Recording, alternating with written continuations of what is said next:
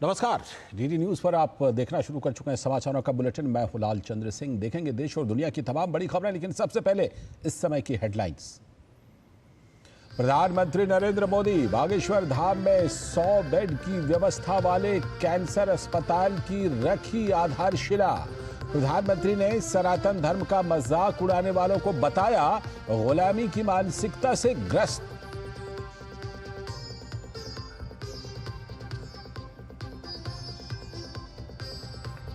प्रधानमंत्री नरेंद्र मोदी का अंतरिक्ष विज्ञान के क्षेत्र में नई बुलंदियों को छूने का आह्वान। एआई क्षेत्र में की भारत की प्रगति की सराहना। मन की बात के 119वें संस्करण में कहा, एआई के क्षेत्र में तेजी से मजबूत पहचान बना रहा है भारत। प्रधानमंत्री ने देश में महिला सशक्तिकरण पर किया आह्वान। कहा, 8 मार्च को महिला दिवस पर इंस्पायरिंग वुमेन कार्य साझा करने की अपील। साथ ही मोटापे से बचने के लिए कम तेल खाने पर भी दिया जोर।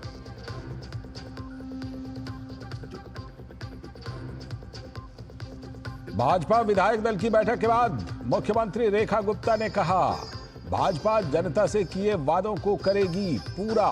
वहीं दूसरी तरफ आप विधायक दल की बैठक में आतिशी को चुना गया नेता प्रतिपक्ष। और भारत के खिलाफ टॉस जीतकर पहले बल्लेबाजी करने उतरी पाकिस्तान को लगे शुरुआती झटके। सलामी बल्लेबाज बाबर आजम और इमामुल हक सस्ते में ही पेविलियन लौटे। अब देखते हैं खबरों को विस्तार से। प्रधानमंत्री ने छतरपुर में स्थित श्री बागेश्वर धाम में दर्शन पूजन किया। बागेश्वर धाम के पीठाधीश्वर पंडित धीरेन्द्र कृष्ण शास्त्री प्रधानमंत्री के साथ रहे। बागेश्वर धाम लोगों के बीच एक प्रसिद्ध आस्था का केंद्र है।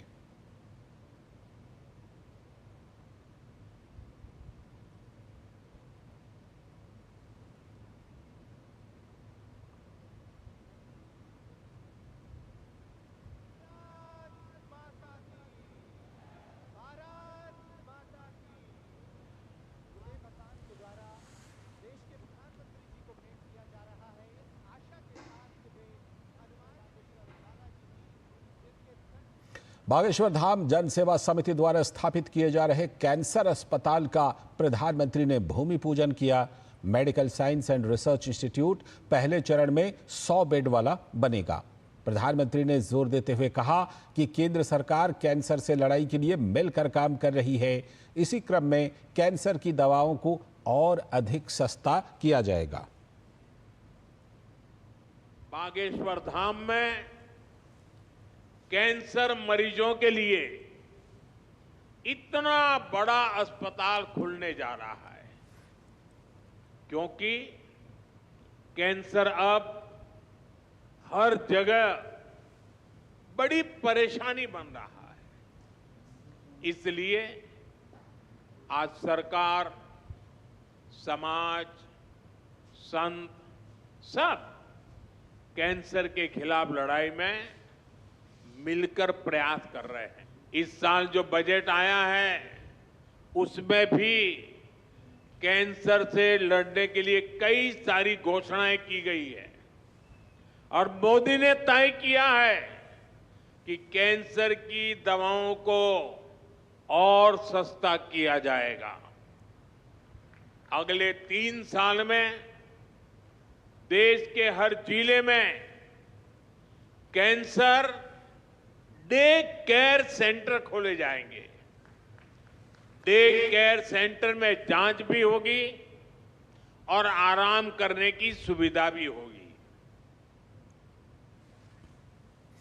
वहीं प्रयागराज में जारी महाकुंभ को प्रधानमंत्री ने सांस्कृतिक समरसता और एकता के लिए अहम करार दिया। उन्होंने कहा कि इतनी बड़ी व्यवस्था को बनाए रखने के लिए विशेष तौर पर स्वच्छता कर्मियों और पुलिस कर्मियों का देश विशेष रूप से आभार प्रकट करता है।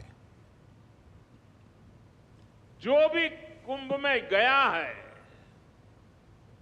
एकता के दर्शन तो किए ही हैं, लेकिन जिन जिन से मेरा मिलना हुआ है, 2 बातें महाकुंभ में गए हुए हर व्यक्ति के मुंह से हिंदुस्तान के कोने कोने में सुनाई देती है।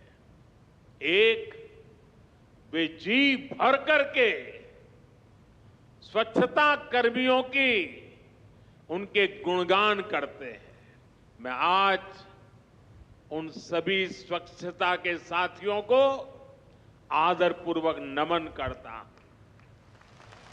दूसरी एक विशेषता है, एकता के महाकुंभ में पुलिस कर्मियों ने जो काम किया है, एक साधक की तरह, एक सेवाव्रती की तरह पूरी नम्रता के साथ देश के कोटि कोटि जनों को संभालना, इस एकता के महाकुंभ में जिन पुलिस कर्मियों ने देश के लोगों का दिल जीत लिया है, वे भी बधाई के पात्र हैं। और सनातन धर्म पर राजनीतिक टिप्पणी करने वाले लोगों को भी प्रधानमंत्री ने बागेश्वर धाम से संदेश दिया और धाम के पीठाधीश्वर धीरेन्द्र शास्त्री की प्रशंसा की। प्रधानमंत्री ने कहा कि देश में कई लोग सोची समझी रणनीति के तहत सनातन धर्म पर कटाक्ष करते हैं, समाज में विद्वेष फैलाने का काम करते हैं। ऐसे लोग गुलामी मानसिकता और विदेशी ताकतों के शिकार हैं। कि नेताओं का एक वर्ग ऐसा है जो धर्म का मखौल उड़ाता है, उपहास उड़ाता है, लोगों को तोड़ने में जुटा है। और बहुत बार विदेशी ताकतें भी इन लोगों का साथ देकर देश और धर्म को कमजोर करने की कोशिश करती दिखती है। हिंदू आस्था से नफरत करने वाले ये लोग सदियों से किसी न किसी भेष में रहते रहे हैं। गुलामी की मानसिकता से घिरे हुए लोग हमारे मत, मान्यताओं और मंदिरों पर, हमारे संत, संस्कृति और सिद्धांतों पर हमला करते रहते हैं। ये लोग हमारे पर्व, परंपराओं और प्रथाओं को गाली देते हैं। जो धर्म, जो संस्कृति स्वभाव से ही प्रगतिशील है, उस पर ये कीचड़ उछालने की हिम्मत दिखाते हैं। हमारे समाज को बांटना, उसकी एकता को तोड़ना ही इनका एजेंडा है। इस माहौल में मेरे छोटे भाई धीरेन्द्र शास्त्री जी काफी समय से देश में एकता के मंत्र को लेकर लोगों को जागरूक करते रह रहे हैं। और अब बात मन की बात की। प्रधानमंत्री नरेंद्र मोदी वातावरण के प्रति काफी संवेदनशील हैं। पीएम हमेशा वाइल्ड लाइफ प्रोटेक्शन की बात करते हैं और इस क्षेत्र में काम करने वालों की सराहना भी करते हैं। तो मन की बात कार्यक्रम में पीएम ने अनुराधा राव का जिक्र किया, जो 3 दशकों से हिरण और मोर की रक्षा कर रही हैं। भारत का हर हिस्सा न केवल प्रकृति के लिए संवेदनशील है, बल्कि वाइल्ड लाइफ प्रोटेक्शन के लिए भी प्रतिबद्ध है। मुझे अनुराधा राव जी के बारे में बताया गया है, जिनकी कई पीढ़ियों का नाता अंडमान निकोबार आइलैंड से रहा है। अनुराधा जी ने कम उम्र में ही एनिमल वेलफेयर के लिए खुद को समर्पित कर दिया था। 3 दशकों से उन्होंने हिरण और मोर की रक्षा को अपना मिशन बनाया। यहाँ के लोग तो उन्हें डियर वुमेन के नाम से बुलाते हैं। अगले महीने की शुरुआत में हम वर्ल्ड वाइल्ड लाइफ डे मनाएंगे। मेरा आग्रह है कि आप वाइल्ड लाइफ प्रोटेक्शन से जुड़े लोगों का हौसला जरूर बढ़ाएं। यह मेरे लिए बहुत संतोष की बात है। इस क्षेत्र में अब कई स्टार्टअप्स भी उभर कर सामने आए हैं। और पीएम मोदी के मन की बात कार्यक्रम को आज कानपुर में बहुत बड़ी संख्या में लोगों ने सुना। कार्यक्रम सुनने के बाद लोगों ने कहा कि पीएम मोदी की हर बात प्रेरणा देने वाली होती है। लोगों ने कहा कि मोटापे की समस्या से निपटने के लिए खाने में 10% तेल की कमी की बात को हर व्यक्ति अपने जीवन में उतारेगा और विकसित भारत की राह पर हर देशवासी स्वस्थ होकर अपना योगदान करेगा। पीएम मोदी के मन की बात कार्यक्रम को आज कानपुर वासियों ने सुना। किन किन बातों को आत्मसात किया, क्या क्या बातें उन्हें अच्छी लगी, आइए जानते हैं। क्या कुछ खास बातें लगी आपको? आज मोदी जी ने अंतरिक्ष विज्ञान, खेल कूद, वन जीवन संरक्षण, विद्यार्थियों के लिए तमाम प्रेरणास्पद बातें करने के साथ साथ देश के नागरिकों को जो स्वस्थ और बढ़ते हुए मोटापे को कम करने के लिए जो आह्वान किया है, उनके खाद्य पदार्थों में 10% तेल की कमी के लिए जो आह्वान किया है, ये बहुत महत्वपूर्ण है। क्योंकि देश में मोटापे की प्रवृत्ति बढ़ने से लोगों के कार्य की क्षमता में कमी हो जाती है, उनके स्वास्थ्य में असर पड़ता है। तो जब हम अपने को स्वस्थ रखेंगे, खान पान को शुद्ध रखेंगे, अब योग करेंगे, टहलेंगे और इस तरह के व्यायाम करेंगे, तो निश्चित रूप से स्वस्थ भारत, विकसित भारत की दिशा में महत्वपूर्ण होगा। इसलिए हम लोगों को आज मोदी जी ने जो मोटापे की चिंता आम नागरिकों को की है, ये बहुत महत्वपूर्ण है। सबसे प्रथम तो हमें बहुत अच्छी बात लगी कि उन्होंने टेक्नोलॉजी पे बात करी, जो हमारी नई टेक्नोलॉजी है, एआई पे बेसिस पे बात किया है, मोटापे पे बात करी है, वन जीवन पे बात करी है। इन सब बातों से लगता है कि सभी चीज़ों को उन्होंने समायोजन किया है और हमारी जो खिलाड़ियों ने हमारे लिए दिशा निर्देश किए हैं, उससे हम लोगों को बहुत प्रोत्साहित हुए हैं। प्रधानमंत्री जी के मन की बात कार्यक्रम में हर बार कुछ न कुछ नया सीखने को मिलता है। आज जैसे प्रधानमंत्री मोदी ने बताया कि एयर स्पेस के सेक्टर में, एआई के सेक्टर में किस तरह से भारत तेजी से आगे बढ़ रहा है, युवाओं की सहभागिता बढ़ रही है, किस तरह से हम लोगों को अपने रूप फिजिकल, क्योंकि हम लोग स्वस्थ रहेंगे तो भारत आगे विकसित होगा। स्वस्थ रहने के लिए भी उन्होंने हम लोगों को आग्रह किया। ये बात सबसे अच्छी लगी जो उन्हें महिलाओं के लिए, जो 8 मार्च को अंतर्राष्ट्रीय महिला दिवस है, उसके लिए उन्हें जो अपना इंस्टा अकाउंट, जो अपना ट्विटर अकाउंट है, वो जो सिर्फ उन्हें महिलाओं के लिए वो किया है। ये ऐसे देश के प्रधानमंत्री को मैं बहुत नमन करती हूँ जो कि महिलाओं के हित की बात करते हैं और महिलाओं के हित के लिए सोचते हैं। यहाँ लोग आत्मसात करते हैं और जो उन्होंने जिक्र किया खास तौर से मोटापे का, आजकल जो बड़ी समस्या हो रही है देश में, निश्चित रूप से देशवासी उसको अनुसरण करेंगे, अपने जीवन में उतारेंगे, आत्मसात करेंगे। कैमरामैन रामजी वाजपेयी के साथ विकास सिंह, डीडी न्यूज कानपुर। और प्रधानमंत्री नरेंद्र मोदी ने मन की बात कार्यक्रम में लोगों से खान पान में तेल को कम करने की अपील की। उन्होंने मोटापे को लोगों के स्वास्थ्य के लिए सबसे बड़ा खतरा बताया। पीएम की बात का कई डॉक्टरों ने भी समर्थन करते हुए कहा कि तेल की कमी करने से कई बीमारियों से बचा जा सकता है। As told by our Prime Minister in today's Mann Ki Baat, obesity is on the rise at an alarming rate nowadays. It may be due to various reasons, but the main 2 reasons are physical inactivity and unhealthy food habits. Obesity leads to various health issues like diabetes, hypertension, heart diseases, and certain types of cancers.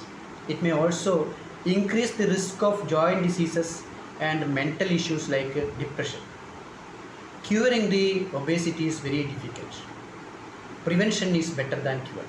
So we can try to prevent obesity by ensuring healthy food habits as described in Ayurveda and regular exercise patterns like yoga.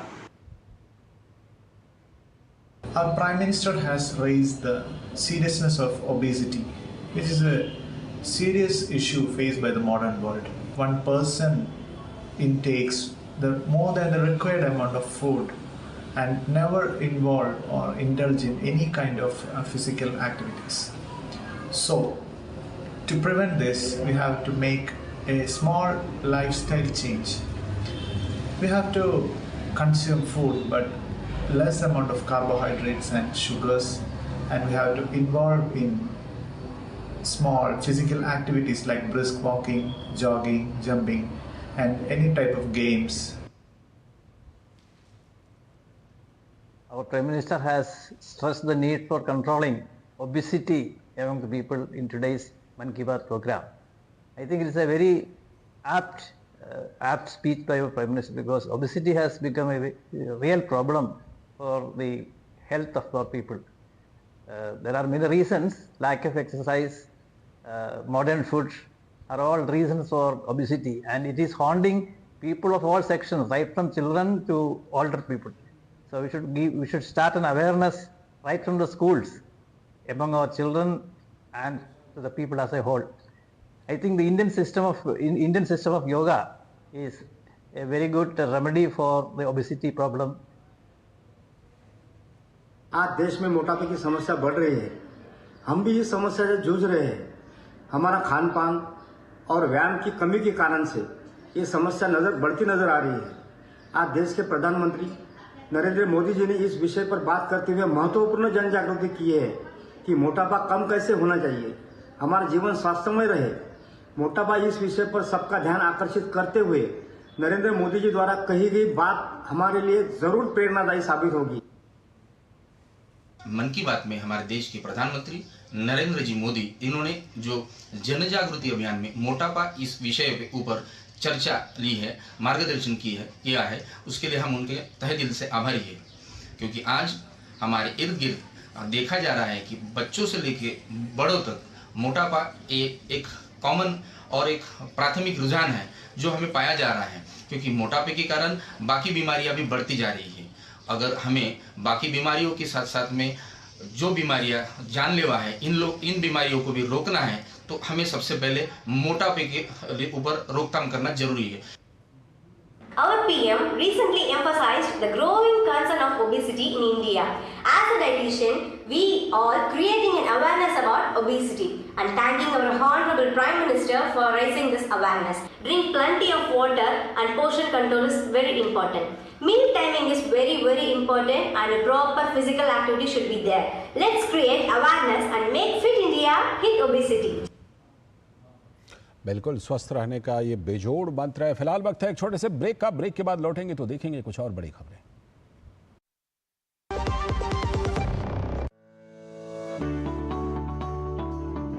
Are you tired of filling fuel for your vehicle often? Switching to fuel efficient driving is the only way out. Save fuel cost by predicting the traffic ahead of you so you can slow down by coasting. Maintain driving speed below 55 kilometers per hour. Use the right gear and clutch. Use air conditioning sparingly. Avoid idling your vehicle at red light. Drive smarter and fuel your savings. अगर आप एक ऐसी धरती की तलाश में हैं जहां अनंत संभावनाएं और अपार अवसर एक साथ मिलते हों, जहां एशिया का सबसे लंबा high speed automotive testing track हो और दुनिया के प्रमुख वाहन निर्माता स्थित हों, जहां भारत की 27% ऑर्गेनिक फसलें 11 यूनिक एग्रो क्लाइमेटिक जोन्स में उगाई जाती हैं, जहां 300 से अधिक फार्मा कंपनियां दुनिया के 160 देशों में दवाइयों का निर्यात कर रही हों, जहां कॉटन, सिल्क और डिफेंस मैन्युफैक्चरिंग नई इंडस्ट्रीज के साथ विकसित हो रही हों, जहां 1 लाख एकड़ से अधिक का इंडस्ट्रियल लैंड बैंक और प्राकृतिक संसाधनों की भरपूर उपलब्धता हो, जब ये सारी संभावनाएं एक जगह मिलती हों, तो समझ जाइएगा कि आप भारत के हृदय मध्य प्रदेश में हैं। स्वागत है आपका 8वें ग्लोबल इन्वेस्टर्स समिट 2025 में, जहां मुख्यमंत्री डॉक्टर मोहन यादव प्रधानमंत्री श्री नरेंद्र मोदी के विकसित भारत के विजन को आगे बढ़ा रहे हैं। आप आइए और आपको लगे पॉलिसी से आउट ऑफ वे भी जाना हो तो सरकार तैयार है आपकी सारी मदद करने के लिए। इन्वेस्ट मध्य प्रदेश, अनंत संभावनाओं का प्रदेश। 24 और 25 फरवरी 2025, भोपाल, मध्य प्रदेश। जब धरती चीर कर निकलता है लोहे का पत्थर और मिलता है मोंगिया के जोश से, फिर तपता है, पिघलता है और बनता है फौलाद। अब होता है सरिया सारी खूबियों के साथ। मोंगिया स्टील, मजबूत देश का मजबूत सरिया। स्वागत है ब्रेक के बाद। आगे की बड़ी खबरों में दिल्ली विधानसभा के सत्र से पहले भाजपा विधायक दल की बैठक हुई। इस बैठक में भाजपा के चुने हुए विधायकों ने हिस्सा लिया और बैठक के बाद मुख्यमंत्री रेखा गुप्ता ने कहा कि सरकार दिल्ली की जनता से किए गए वादों को 100% पूरा करेगी। साथ ही उन्होंने बताया कि विधानसभा सत्र के दौरान सीएजी रिपोर्ट भी रखी जाएगी। सदन में जो सबसे महत्वपूर्ण बात आने वाली है, जो हमने कही थी कि पहले ही सदन में सीएजी की रिपोर्ट हम सदन के पटल पे रखेंगे। जनता की गाढ़ी खून पसीने की कमाई जिसका पिछली सरकारों ने दुरुपयोग किया, एक एक रुपए का हिसाब जनता को देना होगा। उधर दिल्ली में आम आदमी पार्टी ने आगामी विधानसभा सत्र के एजेंडे पर चर्चा के लिए आज विधायक दल की बैठक में सर्वसम्मति से आतिशी को विपक्षी दल का नेता चुन लिया है। ये जानकारी आम आदमी पार्टी के नेता गोपाल राय ने प्रेस वार्ता में दी। आज की इस बैठक में सर्वसम्मति से आतिशी जी को आम आदमी पार्टी विधायक दल के नेता के रूप में चुना गया है। जो पदेन क्योंकि आम आदमी पार्टी को जनता ने विपक्ष में बैठने का जनादेश दिया है, तो दिल्ली विधानसभा के अंदर लीडर ऑफ अपोजिशन, प्रतिपक्ष के नेता की भूमिका विधायक दल के नेता के रूप में आतिशी जी निर्वहन करेंगी। वक्त आ गया एक और छोटे से ब्रेक का।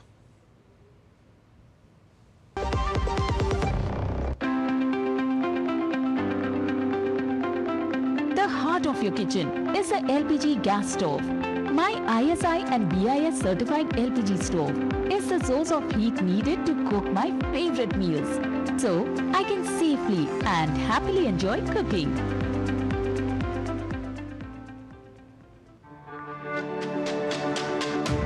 मेरी पसंद, मेरी पसंद, मेरी पसंद, मेरी पसंद, हमारी पसंद, हम सबकी पसंद। मजबूत देश का मजबूत सरिया, मोंगिया स्टील। विश्व की अग्रणी अर्थव्यवस्था की ओर बढ़ रहे भारत की समृद्धि में सूक्ष्म, लघु और मध्यम उद्यमों यानी MSMEs का महत्वपूर्ण योगदान है और इन उद्यमों को भारत सरकार का MSME मंत्रालय आर्थिक, तकनीकी और मार्केट लिंकेज जैसी सहायता प्रदान कर प्रधानमंत्री श्री नरेंद्र मोदी जी के विकसित भारत के विजन को साकार करने में अहम भूमिका निभा रहा है। हमारे लिए MSME का मतलब है maximum support to micro, small and medium enterprise. मंत्रालय के पास आपके व्यवसाय को बढ़ाने, नई मशीन और तकनीकी तथा कौशल विकास के लिए credit guarantee scheme, cluster development programme, PM Vishwakarma, PMEGP जैसे अनेक योजनाएं हैं। अपने सपने को साकार करने और MSME मंत्रालय की विभिन्न योजनाओं का लाभ लेने के लिए आज ही उद्यम पंजीकरण करें, जो कि सरल और बिल्कुल मुफ्त है। हर MSME बनेगी अग्रणी, आधुनिक और आत्मनिर्भर।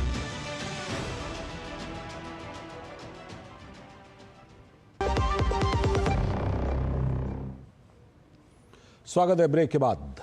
आगे की बड़ी खबरों में प्रधानमंत्री नरेंद्र मोदी के एक भारत श्रेष्ठ भारत के विजन के तहत शिक्षा मंत्रालय द्वारा काशी तमिल संगमम के तीसरे संस्करण का आयोजन वाराणसी के नमो घाट स्थित मुक्त आकाश मंच पर चल रहा है। काशी तमिल संगमम में बनारस हिंदू यूनिवर्सिटी के स्वास्थ्य विभाग की तरफ से भी स्टॉल्स लगाए गए हैं।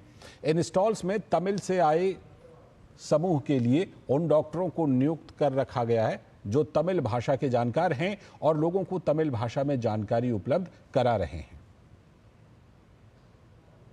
काशी तमिल संगमम में काशी हिंदू विश्वविद्यालय और मद्रास IIT एक साथ आयोजक हैं काशी में काशी हिंदू विश्वविद्यालय, और यहाँ पर जो सर सुंदरलाल चिकित्सालय है उसके दंत चिकित्सा संस्थान ने एक स्टॉल लगा रखा है। और ख़ास बात यह है कि यहाँ पे जो डॉक्टर्स हैं वो हिंदी अंग्रेजी के साथ साथ तमिल भाषी भी हैं। इनसे हम बात करते हैं कि ये किस तरह से जागरूक कर रहे हैं काशी के लोगों को भी और जो तमिलनाडु से समूह आ रहे हैं उनको भी। आपका क्या नाम है और किस तरह से आप जागरूक कर रहे हो जो लोग आ रहे हो? मैं डॉक्टर अशिका हूँ, मैं BHU की स्टूडेंट हूँ और I am actually from Chennai, so தமிழும் பேசுவேன். இங்கே நாங்கள் வந்திருக்கிறது எதுக்குன்னா டென்டல் அவேர்னஸ் தர for patients from this city we talk in Hindi, so I'm here to give awareness about if at all they have अगर उनको दांत में बहुत गंदगी है तो वो कैसे हमको ट्रीट करना है, तो अगर वो इलाज हम कर देंगे तो दांत को हम बचा पाएंगे, अगर वैसे ही छोड़ देंगे तो दांत हिल के निकल जाएगा, अगर हिल के निकल रहा है तो उसका क्या इलाज है, तो उसका भी हम इलाज बताएंगे। और अगर उनको कैविटी है तो वो कैविटी को अगर हम सही समय में नोटिस कर लिया तो वो एक फिलिंग में ही ठीक हो जाएगा, अगर हमने कैविटी को ऐसे ही छोड़ दिया तो वो रूट कैनाल तक जाएगा, और अगर रूट कैनाल में भी हम नहीं इलाज कर पाए, अगर वो दांत पूरा ही सड़ के ख़राब हो गया तो उसको निकालना पड़ेगा, और अगर दांत नहीं है तो उसका क्या क्या इलाज है वो भी हम बता पाएंगे। And for people from Tamil Nadu, I'm here to give them the same awareness in Tamil as well. Actually, I'm a BHU student, so I can talk in Hindi also. If people coming from this place, so I can give the same awareness in Hindi. Actually, I'm a pediatrician, so बच्चों वाला doctor हूँ मैं। अगर बच्चों को दांत में इलाज होगा तो हम बता सकते हैं वो किस चीज़ के लिए, अगर उनका दांत में कैविटी होगा तो उसके लिए हम जल्दी ट्रीटमेंट करना होगा, वो हम नहीं करेंगे तो उनका वो पक्का वाला दांत है अंदर वो भी खराब हो सकता है। ये भारत सरकार की जो योजना है त्रिभाषा शिक्षा की वो यहाँ पर दिखाई दे रही है, और कितना समाज को इसका लाभ मिल रहा है ये हम काशी तमिल संगमम के इस स्टॉल पे देख सकते हैं कि किस तरह से डॉक्टर रसिका और डॉक्टर शालिनी हिंदी इंग्लिश में तो लोगों को जागरूक कर ही पा रही हैं, तमिल में भी जो इनकी मातृभाषा है उसमें भी जागरूक कर पा रही हैं। कैमरा पर्सन सुनील कुमार के साथ doctor Harikesh Bahadur Singh Gautam, DD news, Namo Ghat, Varanasi. और इसके साथ इस बुलेटिन में फिलहाल इतना ही। नमस्कार।